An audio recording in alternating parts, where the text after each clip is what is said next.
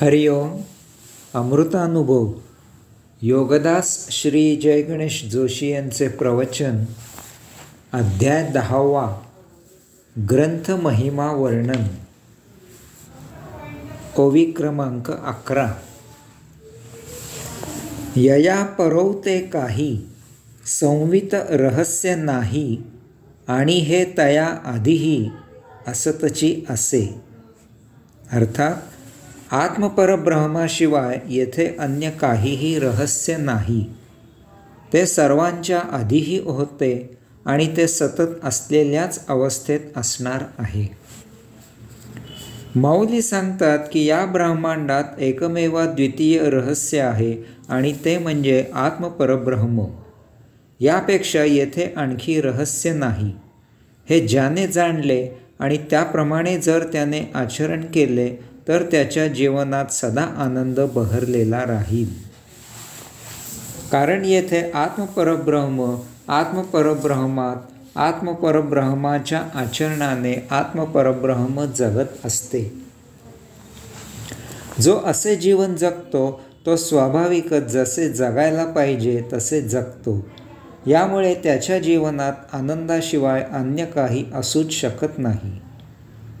ब्रह्मांडात आत्मपरब्रह्माच्या अंशात्म्याने असेच जीवन जगावे अशी अपेक्षा आहे. त्यासाठीच या ब्रह्मांडात आत्मपरब्रह्म अंशात्मक होऊन वस्ती करायला आलेले आहे. असे आचरण केले की साक्षीत्वाने येथील सृष्टीलीलेचा आस्वाद घेतला जातो. येथे येण्यामागील आत्मपरब्रह्माचा हाच आणि हाच एकमेव हेतू आहे. या ब्रह्मांडात विश्वांची अहेतुक निर्मिती झाली आहे, त्याचा आस्वाद त्याचप्रमाणे अहेतुकच घेतला गेला पाहिजे. येथील निसर्ग सहजच फुलतो, त्यात काहीही हेतू नाही. यामुळे त्याला धक्का लावायचा कोणालाही अधिकार नाही. हे रहस्य ज्याने जाणले तो या सृष्टीचा कैवल्यानंद घेऊ शकतो, तो सदानंदी राहतो, तो नित्यानंदी राहतो.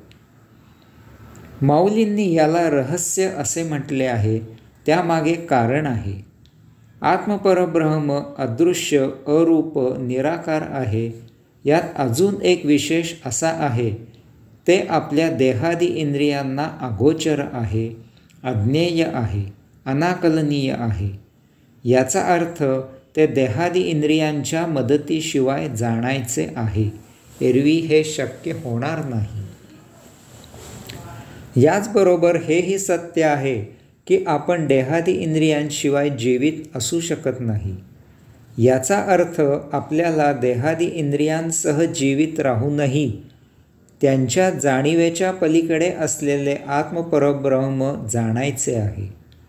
यामुळे आत्मपरब्रह्म जाणणे हे एक रहस्य आहे, ती एक गूढ कला आहे, आणि ती सद्गुरूकडूनच जाणून घ्यावी लागते. माऊलींनी येथे आत्मपरब्रह्माचा अजून एक विशेष सांगितला आहे की आत्मपरब्रह्म सदा असलेल्याच अवस्थेत असते. याचा अर्थ ते अक्षर, अमृत, अव्यय आहे. तेच या ब्रह्मांडातील मूलभूत आहे आणि ते येथे सदा असलेलेच असणार आहे. ते नाही असे कदापिही होणे शक्य नाही, कारण त्याचे अस्तित्व म्हणजेच ब्रह्मांडाचेही अस्तित्व आहे. तथापि आपण मात्र मृत होणारे आहोत. तरीही आपल्याला अमृत असलेले आत्मपरब्रह्म जाणायचे आहे आणि मुक्त व्हायचे आहे. आपण मृत झाल्यावर आपली चेतना, जाणीव नष्ट होते, देह कलेवर होतो, आपण देहामधून बाहेर होतो. म्हणून माऊली आत्मपरब्रह्म जाणणे याला रहस्य असे म्हणत आहेत. कारण अशा विपरीत अवस्थेत आपल्याला याच जीवित असलेल्या देहादी इंद्रियांचा उपयोग करून त्यांच्या अतीत असलेले आत्मपरब्रह्म जाणायचे आहे. माऊलींनी यामधून सद्गुरूची महती सांगायची आहे. कारण असे हे अतिगूढ रहस्य आपल्याला फक्त सद्गुरूच भेद करून सांगू शकतो. त्याच्या मार्गदर्शनाशिवाय हे शक्य नाही. हे आध्यात्मिक रहस्य आहे. याचे उत्तर अध्यात्मातील अधिकारीच देऊ शकतो. ओवी क्रमांक 12. तरी ग्रंथ प्रस्तावो न घडे हे म्हणो पावो, तरी सिद्धानुवाद लाहो आवडी करू. अर्थात कोणी असे म्हणेल की आत्मपरब्रह्म स्वयंप्रकाशित आहे, यास्तव त्यावर ग्रंथ प्रकाशन कसे होऊ शकते. माऊली म्हणतात की तथापि आम्ही त्या स्वयंसिद्ध असलेल्याचा अनुवाद मोठ्या आवडीने केला आहे. माऊलींनी त्यांच्या या अमृतानुभव या ग्रंथाला कोणी नावे ठेवू नयेत, याबद्दल कोणी काही प्रश्न निर्माण करू नयेत, या लिखाणाच्या सत्यतेबद्दल साशंक होऊ नये म्हणून त्याचे उत्तर स्वतःच येथे दिले आहे.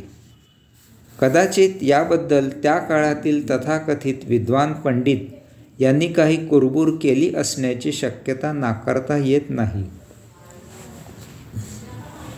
कारण या चारी भावंडांचा याच तथाकथित विद्वान पंडितांनी फार अमानुष छळ केला होता. आत्मपरब्रह्म स्वयंसिद्ध आहे, स्वयंभू आहे, स्वयंप्रकाशित आहे. ते अदृश्य, अरूप, निराकार आहे. ते अनिर्वाच्य, अज्ञेय, अनाकलनीय आहे. ते सर्वस्वाच्या अतीत पलीकडे आहे. ते फक्त स्वानुभूतीनेच जाणता येते. यामुळे साहजिकच प्रश्न उपस्थित होतो की त्याचे आणखी निराळे ते निरूपण कसे होऊ शकते, त्यावर ग्रंथाचे लिखाण कसे होऊ शकते, ते कोणी सांगून इतरांना कसे समजू शकते. अशा प्रकारे या ग्रंथ निर्मितीबद्दल मूलभूत प्रश्न निर्माण होऊ शकतो. माऊली सांगतात की हे त्यांनाही माहीत आहे आणि ते त्यांना मान्यही आहे. तथापि माऊलींनी या स्वयंसिद्ध असलेल्याचे स्वानुभूतीमधून मोठ्या आदराने, प्रेमाने, आवडीने निरूपण केले आहे. त्यासाठी त्यांनी येथे ओवीत अनुवाद असा शब्द वापरला आहे. अनु म्हणजे मागोमाग येणे आणि वाद म्हणजे भांडण तंटा नव्हे. वाद म्हणजे एखाद्या विषयावर काही जणांनी एकत्रितपणे समग्र चर्चा करणे, त्या विषयाचा उहापोह करणे, त्याविषयी साधक बाधक अशी मतांतरे व्यक्त करणे. याचा अर्थ अनुवाद म्हणजे भाषांतर करणे नव्हे, तर एखाद्याविषयी उलटसुलट अशी सर्व बाजूने चर्चा करणे. येथे अनुवाद हा शब्द आल्यामुळे थोडे यासंबंधी विषयांतर करतो. आता अनुवाद याचा अर्थ भाषांतर करणे असा घेतला जातो, कारण त्या शब्दामधील गाभाच हरवला आहे. एखाद्या परभाषेमधील पुस्तकाचे आपल्या भाषेत रूपांतर करणे म्हणजे अनुवाद करणे असे आता म्हटले जाते. परंतु अनुवाद म्हणजे उदाहरणार्थ जेव्हा आपल्याला एखादा ग्रंथ आवडतो, मग तो कोणत्याही भाषेत असला तरी काही फरक होत नाही, तो आपल्या भाषेत आपल्या शब्दात व्यक्त करणे म्हणजे अनुवाद करणे. येथे आपल्याला त्या मूळ ग्रंथामधून काय उमजले, काय समजले ते लिहिणे अपेक्षित आहे, शब्दाशब्दाचे भाषांतर करणे नव्हे. नाहीतर प्रेमिक प्रेयसीला इंग्रजीत माय हनी असे म्हणतो, त्याचे भाषांतर माझ्या मधा असे करणे होईल. यामुळे ताओबोध यातील ओव्यांचे भाषांतर मराठीत करताना मी शब्द ते शब्द असे न करता ते मराठीत शोभेल असे करण्याचा प्रयत्न केला आहे. माऊली सांगतात की आत्मानुभूतीवर मतभिन्नता असणारच, कारण प्रत्येकाला जरी त्याच त्या एकमेवाद्वितीय अशा आत्मपरब्रह्माचे दर्शन झाले, साक्षात्कार झाला, तरीही प्रत्येकाची आकलन शक्ती भिन्न असते. यामुळे प्रत्येकाच्या अनुभूतीचा अर्थ जो तो ज्याच्या त्याच्या ग्रहणशक्तीप्रमाणे, कुवतीप्रमाणे करत असतो, त्याप्रमाणे प्रत्येकजण आत्मानुभूतीवर व्यक्त होतो. माऊली म्हणतात की असे असूनही मी अमृतानुभव हा ग्रंथ लिहिला आहे, याचे कारण त्यांनी पुढील ओवीत स्पष्ट केले आहे. ओवी क्रमांक 13. पडियंते सदा तेची, परी भोगी नवी नवी रुची, म्हणून हा उची तुची अनुवाद सिद्ध. अर्थात आपण जरी तेच उपभोगले तरी प्रत्येक वेळी नवी नवी रुची घेतली जाते. माऊली म्हणतात की यास्तव मी हा जो अनुवादसिद्ध उपक्रम केला आहे तो निश्चितच योग्य आहे. आपण एकच एक पदार्थ अनेक वेळा खातो, तरीही प्रत्येक वेळी आपण त्यामधील नवीन रुची चाखत असतो. आपण जेवणात दररोज आमटी खातो, परंतु दररोज त्यातील नवनवीन चवीचा आस्वाद घेत असतो. या पुण्यनगरीमध्ये माटे यांच्या मिसळीची तर्री कितीही वेळा खाल्ली तरी प्रत्येक वेळी तिचा आस्वाद आपण नव्याने घेत असतो, कधीही कंटाळा येत नाही. याचप्रमाणे आपण एकच एक पदार्थ अनेक ठिकाणी खातो तेव्हा आपण त्याचा भिन्न भिन्न आस्वाद घेत असतो.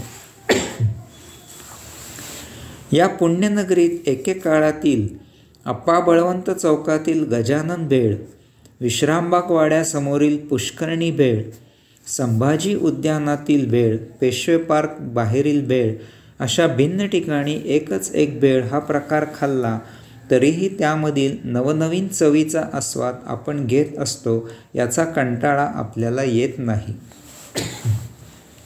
माऊली म्हणतात की आत्मपरब्रह्माची अनुभूती काही मला एकट्यालाच प्राप्त झालेली नाही. कितीतरी असे होऊन गेले आणि आजही आहेत. यातील काहींनी त्यांची अनुभूती त्यांच्या परीने सांगितली आहे. याचा अर्थ मी माझी अनुभूती सांगू नये असे थोडेच आहे. प्रत्येकाची अनुभूती निराळ्या प्रकारे आकलन होत असते. अशा अनेक जणांच्या अनुभूती जरी वाचकांनी वाचल्या तरी त्यांना त्याची रुची घेता येईल, त्यांच्या ज्ञानात भरच होईल. इतकेच काय तर सुदैवाने यापैकी कोणी आत्मानुभूतीला प्राप्त झाला तर त्यावेळी त्याला जी अनुभूती मिळेल त्याचा तो महा आनंद घेऊ शकेल, कारण ते त्याने आतापर्यंत वाचलेल्यापेक्षा काहीतरी निराळेच असेल. याची त्याला या अशा ग्रंथामुळे अगोदरच माहिती झालेली असेल. तो त्यावेळी विस्मयचकित होणार नाही. तसे झाल्यास त्या अनुभूतीमधून अचानक झटकन व्युत्थान होण्याची शक्यता असते आणि ते फार दुर्दैवी असते. हरिओम.